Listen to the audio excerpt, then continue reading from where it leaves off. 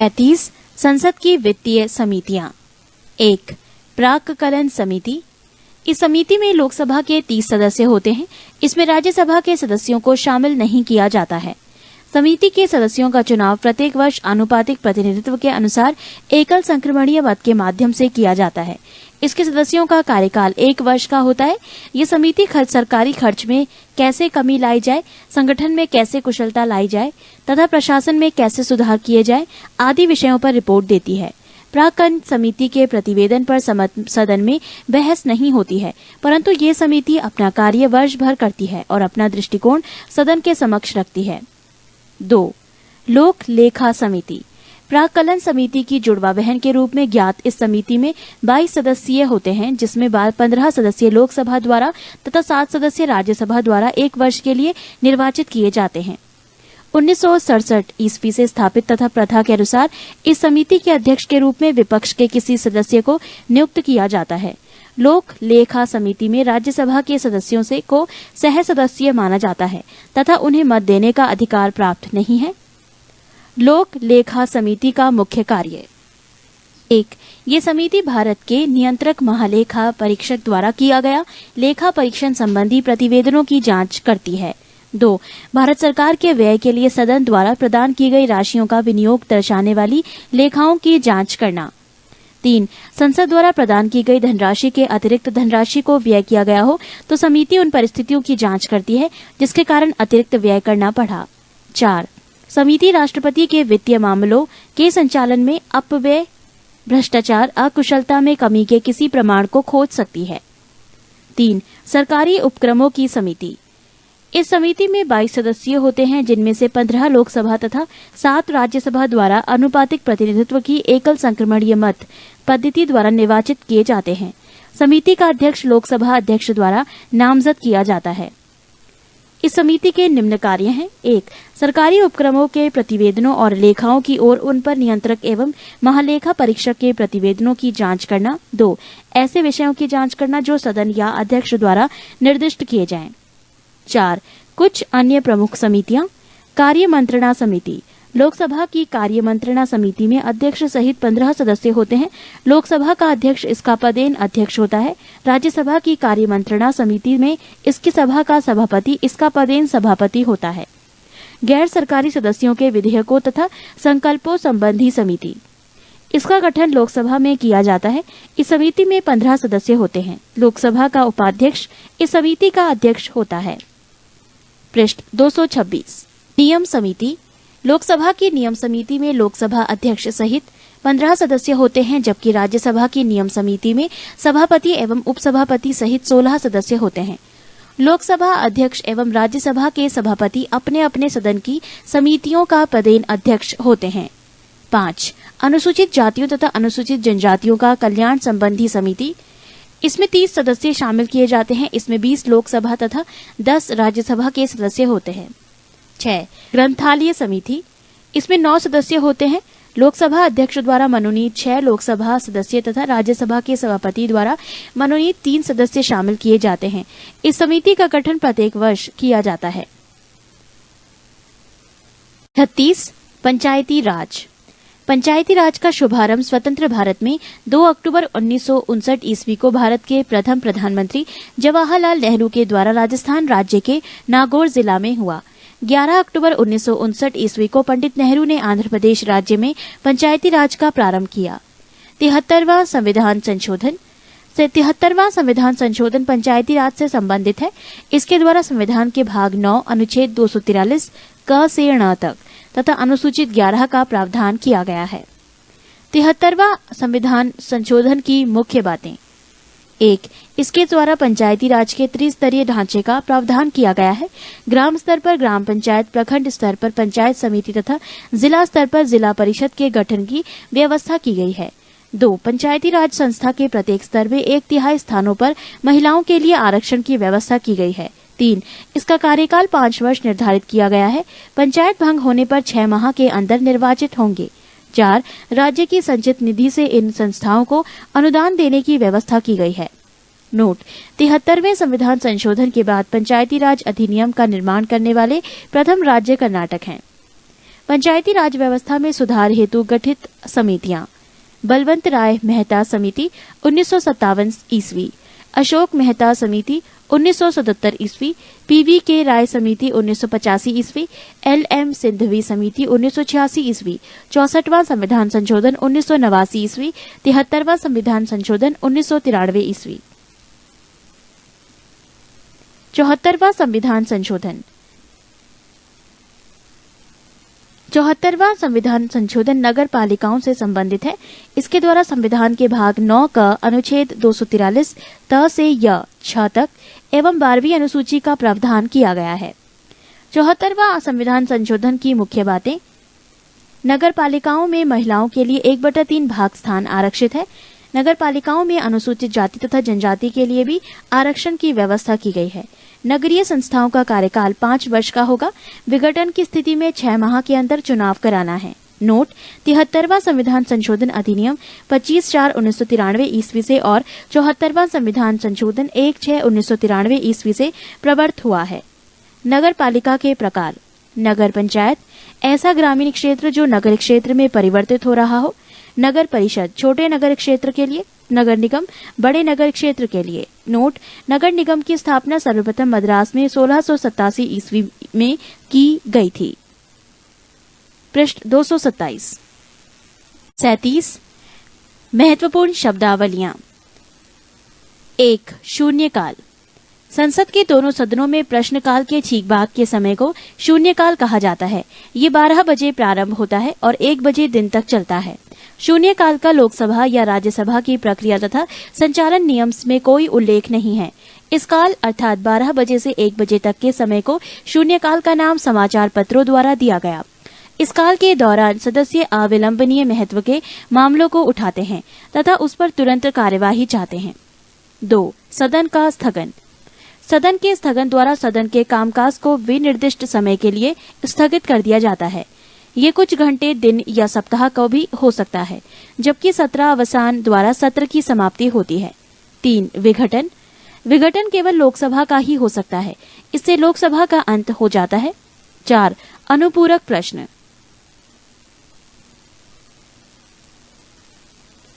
सदन में किसी सदस्य द्वारा अध्यक्ष की अनुमति में किसी विषय जिसके संबंध में उत्तर दिया जा चुका है के स्पष्टीकरण हेतु अनुपूरक प्रश्न पूछने की अनुमति प्रदान की जाती है।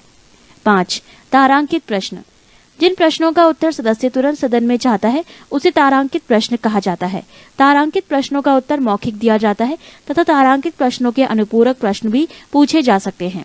इस प्रश्न पर तारा लगाकर अन्य प्रश्नों से इसका भेद किया जाता है। 6.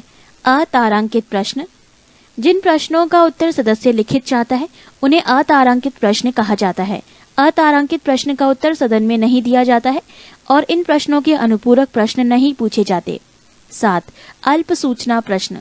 जो प्रश्न अविलंबनीय लोक महत्व का हो तथा जिन्हें साधारण प्रश्न के लिए निर्धारित 10 दिन की अवधि से कम सूचना देकर पूछा जा सकता है उन्हें अल्प सूचना प्रश्न कहा जाता है। 8. स्थगन प्रस्ताव। स्थगन प्रस्ताव पेश करने का मुख्य उद्देश्य किसी अविलंबनीय लोक महत्व के मामले की ओर सदन का ध्यान आकर्षित करना है। जब इस प्रस्ताव को स्वीकार कर लिया जाता है तब सदन अविलंबनीय लोक महत्व के निश्चित मामले पर चर्चा करने के लिए सदन का नियमित कार्य रोक देता है। इस प्रस्ताव को पेश करने के लिए न्यूनतम 50 सदस्यों की स्वीकृति आवश्यक है। 9. संचित निधि कंसोलिडेटेड फंड। संविधान के अनुच्छेद 266 में संचित निधि का प्रावधान है। संचित निधि से धन संसद में प्रस्तुत अनुदान मांगों के द्वारा ही व्यय किया जाता है। राज्यों को करों एवं शुल्कों में से उनका अंश देने के बाद जो धन बचता है निधि में डाल दिया जाता है। राष्ट्रपति, उपराष्ट्रपति, नियंत्रक एवं महालेखा परीक्षक आदि के वेतन तथा भत्ते इसी निधि पर भारित होते हैं। 10. आकस्मिक निधि कॉन्टिजेंसी फंड। संविधान के अनुच्छेद 267 के अनुसार भारत सरकार एक आकस्मिक निधि की स्थापना करेगी। इसमें जमा धनराशि का व्यय निधि द्वारा स्थापित प्रक्रिया के द्वारा अनुसार किया जाता है। संसद की स्वीकृति के बिना इस मद से धन नहीं निकाला जा सकता है। विशेष परिस्थितियों में राष्ट्रपति अग्रिम रूप से इस निधि से धन निकाल सकते हैं। 11. आधे घंटे की चर्चा। जिन प्रश्नों का उत्तर सदन में दे दिया गया हो उन प्रश्नों से उत्पन्न होने वाले मामलों पर चर्चा लोकसभा में सप्ताह में 3 दिन यथा सोमवार, बुधवार या तथा शुक्रवार की बैठक के अंतिम आधे घंटे में की जा सकती है। राज्यसभा में ऐसी चर्चा किसी दिन जिसे सभापति नियत करें, सामान्यतः 5 बजे से 5:30 बजे के बीच की जा सकती है। ऐसी चर्चा का विषय पर्याप्त लोक महत्व का होना चाहिए तथा विषय हाल के किसी तारांकित, अतारांकित या अल्प सूचना का प्रश्न रहा हो और जिसके उत्तर के किसी तथ्यात्मक मामले का स्पष्टीकरण आवश्यक हो। पृष्ठ 228। ऐसी चर्चा को उठाने की सूचना कम से कम 3 दिन पूर्व दी जानी चाहिए। 12. अल्पकालीन चर्चाएं। भारत में इस प्रथा की शुरुआत 1953 ईस्वी के बाद हुई।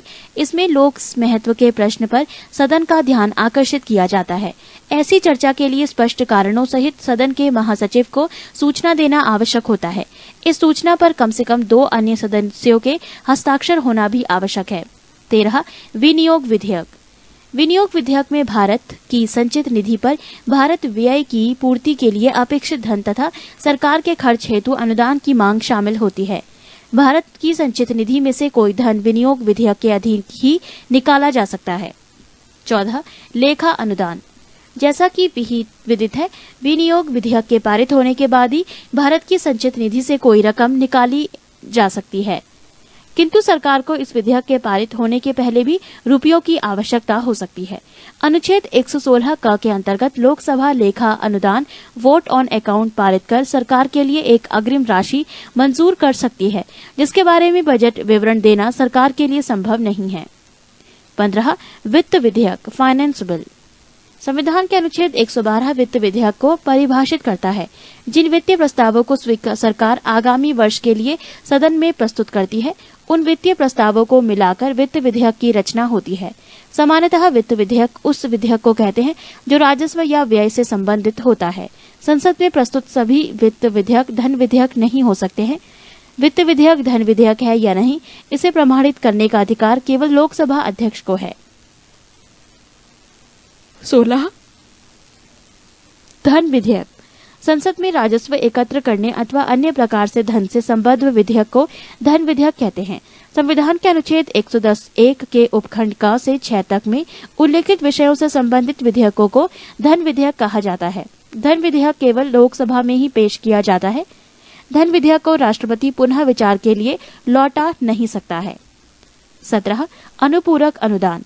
यदि विनियोग विधेयक द्वारा किसी विशेष सेवा पर चालू वर्ष के लिए व्यय किए जाने के लिए प्राधिकृत कोई राशि अपर्याप्त पाई जाती है या वर्ष के बजट में उल्लिखित न की गई और किसी नई सेवा पर खर्च की आवश्यकता उत्पन्न हो जाती है, तो राष्ट्रपति एक अनुपूरक अनुदान संसद के समक्ष पेश करवाएगा। अनुपूरक अनुदान और विनियोग विधेयक दोनों के लिए एक ही प्रक्रिया विहित की गई है। 18. बजट सत्र। ये सत्र फरवरी के दूसरे या तीसरे सप्ताह के सोमवार को आरंभ होता है। इसे बजट सत्र इसलिए कहते हैं कि इस सत्र में आगामी वित्तीय वर्ष का अनुमानित बजट प्रस्तुत, विचारित और पारित किया जाता है। 19. सामूहिक उत्तरदायित्व। अनुच्छेद 75(3) के अनुसार मंत्रिपरिषद लोकसभा के प्रति सामूहिक रूप से उत्तरदायी होगी। इसका अभिप्राय यह है कि वो अपने पद पर तब तक बनी रह सकती है जब तक उसे निम्न सदन अर्थात लोकसभा के बहुमत का समर्थन प्राप्त है। लोकसभा का विश्वास खोते ही मंत्रिपरिषद को तुरंत पद त्याग करना होगा। 20. कटौती प्रस्ताव। सत्ता पक्ष द्वारा सदन की स्वीकृति के लिए प्रस्तुत अनुदान की मांगों में किसी भी प्रकार की कटौती के लिए विपक्ष द्वारा रखे गए प्रस्ताव को कटौती प्रस्ताव कहा जाता है। सरकार की नीतियों को अस्वीकृति तो दर्शाने के लिए विपक्ष द्वारा प्रायः ₹1 की कटौती का प्रस्ताव किया जाता है, जिसका अर्थ ये भी होता है कि प्रस्ताव मांग के मुद्दों का स्पष्ट उल्लेख किया जाए। पृष्ठ 229। 21. अविश्वास प्रस्ताव। अविश्वास प्रस्ताव सदन में विपक्षी दल के किसी सदस्य द्वारा रखा जाता है। प्रस्ताव के पक्ष में कम से कम 50 सदस्यों का होना आवश्यक है तथा प्रस्ताव प्रस्तुत किए जाने के 10 दिन के अंदर इस पर चर्चा होना भी आवश्यक है। चर्चा के बाद अध्यक्ष मतदान द्वारा निर्णय की घोषणा करता है। 22. मूल प्रस्ताव। मूल प्रस्ताव अपने आप में संपूर्ण प्रस्ताव होता है जो सदन के अनुमोदन के लिए पेश किया जाता है। मूल प्रस्ताव को इस तरह से बनाया जाता है कि उससे सदन के फैसले की अभिव्यक्ति हो सके। निम्नलिखित प्रस्ताव मूल प्रस्ताव होते हैं। 1.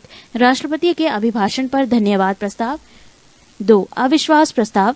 इस प्रस्ताव के माध्यम से सदन का कोई सदस्य मंत्रिपरिषद में अपना अविश्वास व्यक्त करता है और यदि ये प्रस्ताव पारित कर दिया जाता है तो मंत्रिपरिषद को त्यागपत्र देना पड़ता है। 3. लोकसभा के अध्यक्ष, उपाध्यक्ष या राज्यसभा के उपसभापति के निर्वाचन के लिए या हटाने के लिए प्रस्ताव। 4. विशेष अधिकार प्रस्ताव। ये प्रस्ताव संसद के किसी सदस्य द्वारा पेश किया जाता है जब उसे ये प्रतीत होता है कि मंत्रिपरिषद के किसी सदस्य ने संसद में झूठा तथ्य प्रस्तुत करके सदन के विशेष अधिकार का उल्लंघन किया है। 23. स्थानापन्न प्रस्ताव।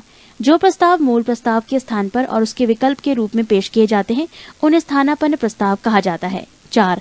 अनुषंगी प्रस्ताव। इस प्रस्ताव को विभिन्न प्रकार के कार्यों की अगली कार्यवाही के लिए नियमित उपाय के रूप में पेश किया जाता है। 25. प्रतिस्थापन प्रस्ताव। ये किसी अन्य प्रश्न पर विचार विमर्श के दौरान पेश किया जाता है। कोई सदस्य किसी विधेयक पर विचार करने के प्रस्ताव के संबंध में प्रतिस्थापन प्रस्ताव पेश करता है। 26. संशोधन प्रस्ताव। ये प्रस्ताव मूल प्रस्ताव में संशोधन करने के लिए पेश किया जाता है। 27. अनियमित दिन वाले प्रस्ताव। जिस प्रस्ताव को अध्यक्ष द्वारा स्वीकार या अस्वीकार किया जा सकता है लेकिन उस प्रस्ताव पर विचार विमर्श के लिए कोई समय नियत नहीं किया जाता, उसे अनियमित दिन वाला प्रस्ताव कहा जाता है। 28. अध्यादेश।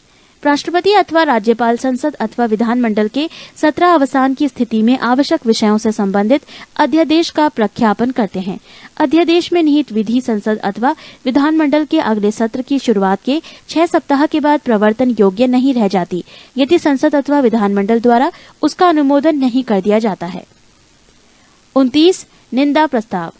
निंदा प्रस्ताव मंत्रिपरिषद अथवा किसी एक मंत्री के विरुद्ध उसकी विफलता पर खेद अथवा रोष व्यक्त करने के लिए किया जाता है। निंदा प्रस्ताव में निंदा के कारणों का उल्लेख करना आवश्यक होता है। निंदा प्रस्ताव नियमानुसार है या नहीं इसका निर्णय अध्यक्ष करता है। 30. धन्यवाद प्रस्ताव। राष्ट्रपति के अभिभाषण के बाद संसद की कार्यमंत्रणा समिति की सिफारिश पर 3-4 दिनों तक धन्यवाद प्रस्ताव पर चर्चा होती है। चर्चा प्रस्तावक द्वारा आरंभ होती है तथा उसके बाद प्रस्तावक का समर्थक बोलता है। इस चर्चा में राष्ट्रपति के नाम का उल्लेख नहीं किया जाता है क्योंकि अभिभाषण की विषय वस्तु के लिए सरकार उत्तरदायी होती है। अंत में धन्यवाद प्रस्ताव मतदान के लिए रखा जाता है तथा उसे स्वीकृत किया जाता है। पृष्ठ 230। 31. विश्वास प्रस्ताव। बहुमत का समर्थन प्राप्त होने में संदेह होने की स्थिति में सरकार द्वारा लोकसभा में विश्वास लाया जाता है। इस प्रस्ताव का उद्देश्य ये सिद्ध करना होता है कि सदन का बहुमत उसके साथ है। विश्वास प्रस्ताव के पारित न होने की दशा में सरकार के त्यागपत्र देना आवश्यक हो जाता है। 32. Backbencher. सदन में आगे के स्थान प्रायः मंत्रियों, संसदीय सचिवों तथा विरोधी दल के नेताओं के लिए आरक्षित रहते हैं। गैर सरकारी सदस्यों के लिए पीछे का स्थान नियत रहता है। पीछे बैठने वाले सदस्यों को ही बैक बेंचर कहा जाता है। 33. बुलेटिन। बुलेटिन वो संसदीय प्रक्रिया है जिसमें सभी मांगों को जो नियत तिथि तक न निपटाई गई हो बिना चर्चा के ही मतदान के लिए रखा जाता है। 34. काकस। किसी राजनीतिक दल अथवा गुट के प्रमुख सदस्यों की बैठक को काकस कहते हैं। इन प्रमुख सदस्यों द्वारा तय की गई नीतियों से पूरा दल संचालित होता है। 35. त्रिशंकु संसद। आम चुनाव में किसी राजनीतिक दल को स्पष्ट बहुमत न मिलने की स्थिति में त्रिशंकु संसद की रचना होती है। त्रिशंकु संसद की स्थिति में दल बदल जैसे कुप्रवृत्तियों को प्रोत्साहन मिलता है। देश में 9वीं, 10वीं, 11वीं एवं 12वीं लोकसभा की यही स्थिति रही। 36. नियम 193।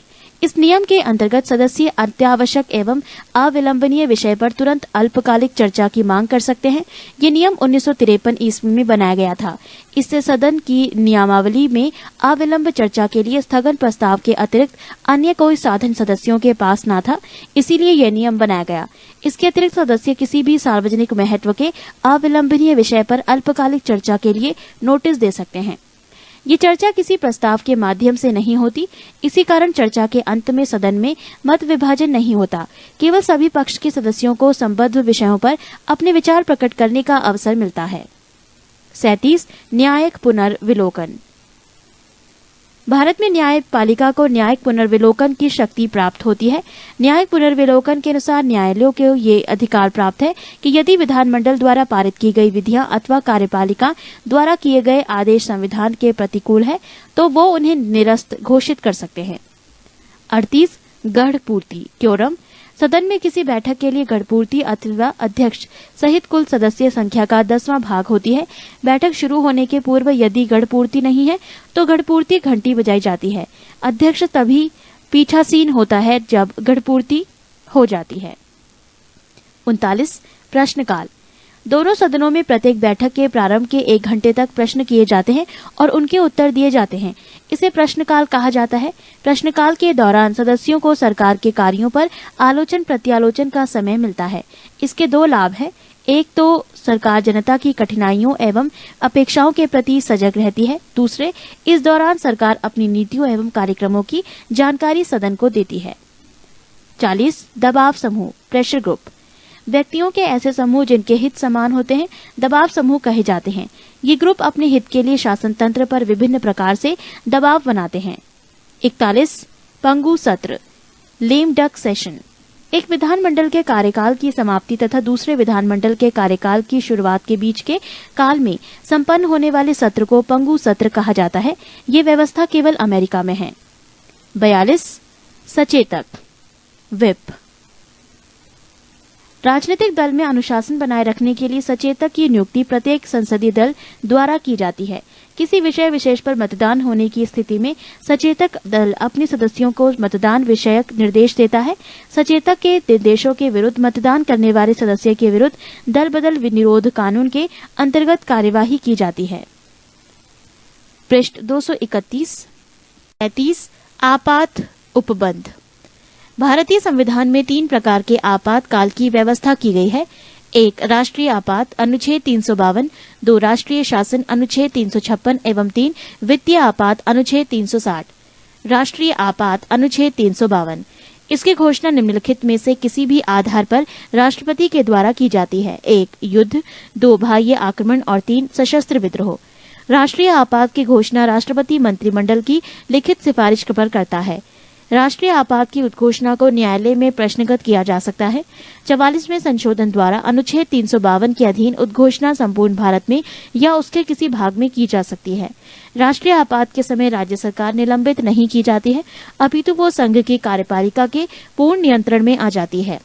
राष्ट्रपति द्वारा की गई आपात की घोषणा 1 माह तक प्रवर्तन में रहती है और यदि इस दौरान इसे संसद के 2/3 बहुमत से अनुमोदित करवा लिया जाता है तो वो 6 माह तक प्रवर्तन में रहती है। संसद इसे पुनः एक बार में 6 महीने तक बढ़ा सकती है।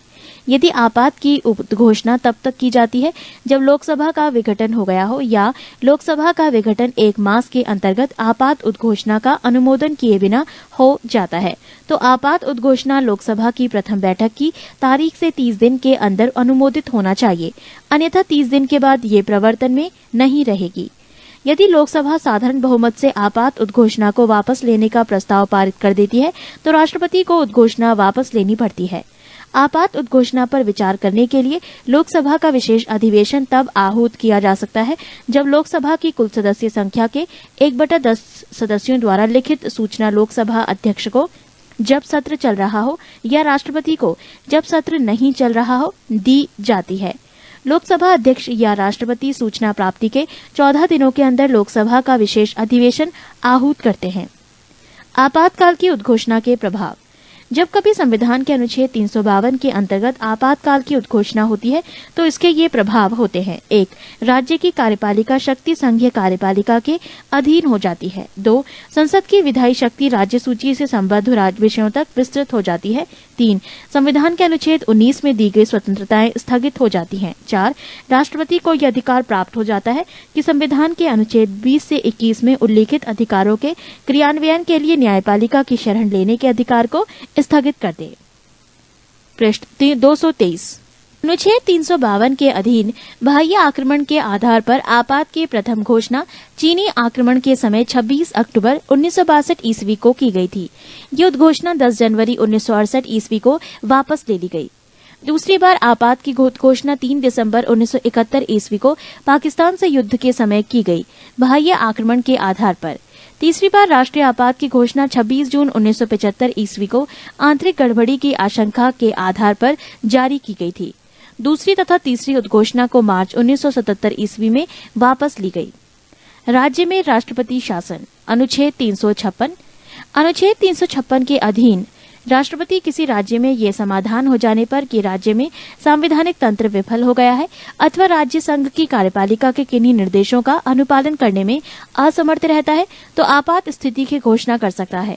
राज्य में आपात की घोषणा के बाद संघ न्यायिक कार्य छोड़कर राज्य प्रशासन के कार्य अपने हाथ में ले लेता है। राज्य में आपात उद्घोषणा की अवधि 2 मास होती है। इससे अधिक के लिए संसद से अनुमति लेनी होती है, तब ये 6 मास की होती है। अधिकतम 3 वर्ष तक ये एक राज्य के प्रवर्तन में रह सकती है। इससे अधिक के लिए संविधान में संशोधन करना पड़ता है। सर्वप्रथम पंजाब राज्य में अनुच्छेद 356 का प्रयोग किया गया है। 1951 ईस्वी में भार्गव मंत्रिमंडल के पतन का कारण। सर्वाधिक समय तक अनुच्छेद 356 का प्रयोग पंजाब राज्य ही में रहा, 11/5/1987 ईस्वी से 25/2/1992 ईस्वी तक। वित्तीय आपात।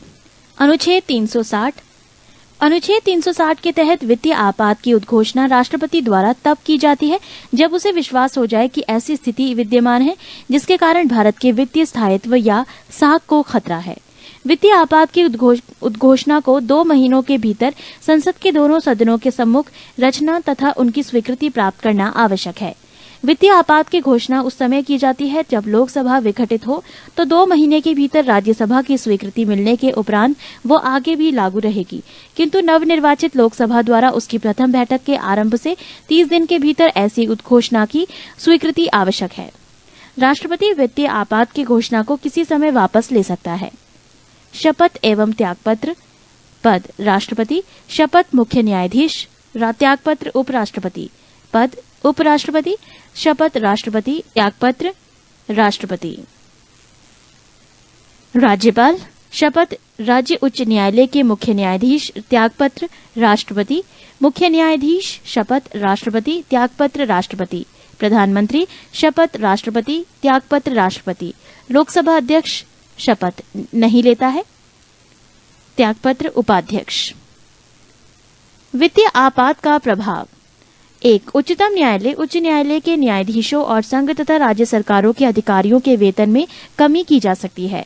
2. राष्ट्रपति आर्थिक दृष्टि से किसी भी राज्य सरकार को निर्देश दे सकता है। 3. राष्ट्रपति को यह अधिकार प्राप्त हो जाता है कि वो राज्य सरकारों को ये निर्देश दें कि राज्य के समस्त वित्त विधेयक उसकी स्वीकृति से विधानसभा में प्रस्तुत किए जाएं। 4. राष्ट्रपति केंद्र तथा राज्यों में धन संबंधी विभाजन के प्रावधानों में आवश्यक संशोधन कर सकते हैं। पृष्ठ 224। 34. भारत के राष्ट्रीय चिन्ह। राष्ट्रीय प्रतीक, नेशनल सिंबल। भारत का राष्ट्रीय प्रतीक सारनाथ स्थित अशोक के सिंह स्तंभ के शीर्ष भाग की अनुकृति है। भारत सरकार ने इसे 26 जनवरी 1950 ईस्वी को अपनाया। प्रतीक के नीचे मुंडकोपनिषद में लिखा सूत्र सत्यमेव जयते देवनागरी लिपि में अंकित है। शासकीय कार्यों में प्रयोग में लाए जाने वाले राष्ट्रीय प्रतीक अलग अलग रंग के होते हैं।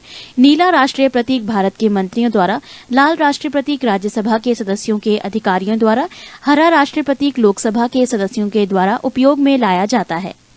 राष्ट्रीय ध्वज, नेशनल फ्लैग। 3 पट्टियां वाला तिरंगा, गहरा केसरिया ऊपर, सफेद बीच और गहरा हरा रंग सबसे नीचे है।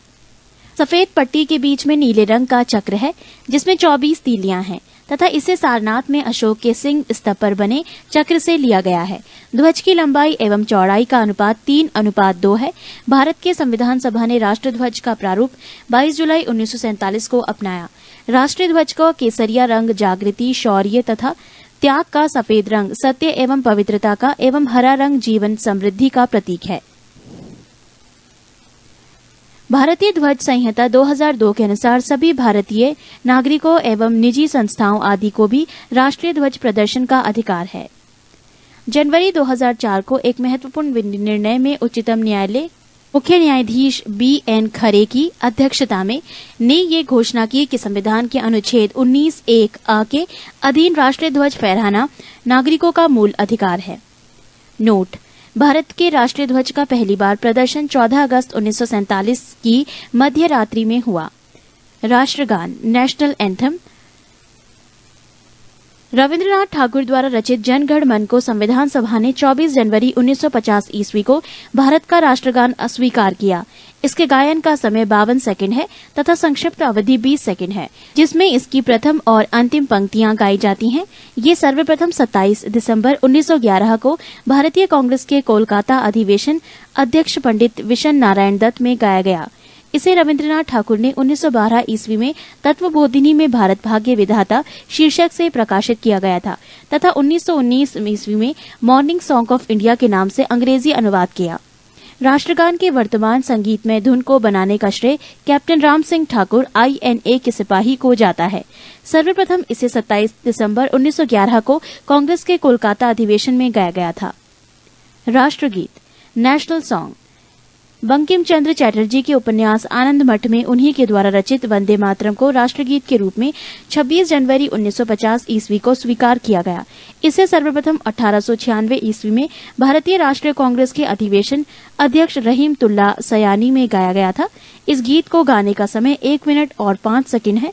किसी भी व्यक्ति को राष्ट्रगीत गाने के लिए बाध्य नहीं किया जा सकता है। नोट: भारतीय संसद के अधिवेशन का प्रारंभ जन गण मन से और समापन वंदे मातरम के गायन से होता है। राष्ट्रीय कैलेंडर ग्रिगोरियन कैलेंडर के साथ देश भर के लिए शक संवत पर आधारित राष्ट्रीय पंचांग को सरकारी प्रयोग के लिए 22 मार्च 1957 ईस्वी को अपनाया गया। इसका पहला महीना चैत्र है। ये सामान्यतः सामान्य वर्ष में 21 मार्च को एवं लीप वर्ष में 22 मार्च को प्रारंभ होता है। राष्ट्रीय पुष्प भारत का राष्ट्रीय पुष्प कमल नेलम्बो न्यूसीफेरा गार्टन है। राष्ट्रीय पक्षी भारत का राष्ट्रीय पक्षी मयूर पावो क्रिस्टेटस है। राष्ट्रीय पशु भारत का राष्ट्रीय पशु बाघ पैंथेरा टाइग्रिस लिन्नायस है। राष्ट्रीय फल आम मैनिनगेरा इंडिका भारत का राष्ट्रीय फल है। राष्ट्रीय वृक्ष बरगद फाइकस बेंगालिसिस भारत का राष्ट्रीय वृक्ष है। राष्ट्रीय जलीय जीव 5 अक्टूबर 2009 को डॉल्फिन को राष्ट्रीय जलीय जीव घोषित किया गया। पृष्ठ 225।